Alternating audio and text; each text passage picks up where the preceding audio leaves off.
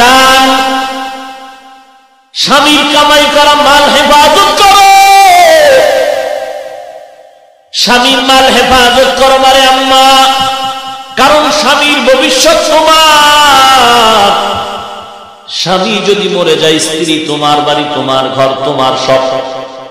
এরে আম্মা যান, এজন্য ইসলামের আইন হলো স্ত্রী স্বামীর মাল হেফাজত করবা, স্বামীর অনুমতি ছাড়া ঘর থেকে কোথাও যাবে না। কারণ তুমি যদি অনুমতি ছাড়া যাও, স্বামী দেখবে না, কে দেখবেন? কথা কয় না, আল্লাহ দেখবেন। আল্লাহ না করুন তুমি যদি ঘর থেকে বের হয়ে যাও, আর ঘরের থেকে যদি কোনো জিনিস হারিয়ে যায়, চুরি হয়ে যায়, স্বামী জিজ্ঞেস করলে জবাব দিতে পারবা না, আর আল্লাহর আদালতে তুমি হয়ে যাবে একজন আসামি।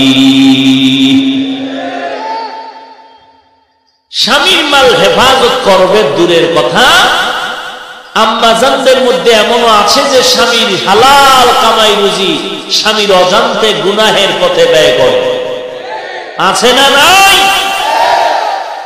এজন্য শুধু স্ত্রী দায়ী না, স্বামীর দুর্বলতা আছে না নাই? ভাইরা আমার, আম্মাজান সংসারটা সুন্দর করার জন্য সময় লাগাও। তোমার ঘরের খানা যোগাবে তোমার স্বামী, বরকত দিবেন আমার আল্লাহ। স্বামী দোকানে গেল, চাকরিতে গেল, মা ঘরের মধ্যে থেকে যেই সময়টা অবসর পাও, বসে বসে আল্লাহর কোরআন পড়ো, নামাজ পড়ো, আল্লাহর কাছে স্বামীর জন্য দোয়া করো।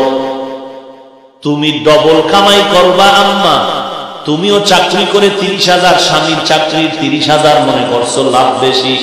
ওরে আম্মা, তুমি পর্দা রক্ষা করে যদি নামাজ পড়ো, আল্লাহর কাছে কান্না করো, তোমার স্বামীর 30,000 টাকায় তোমার ডবল লাগবে না, তার থেকেও বেশি বরকত আল্লাহ দিয়ে দিবে।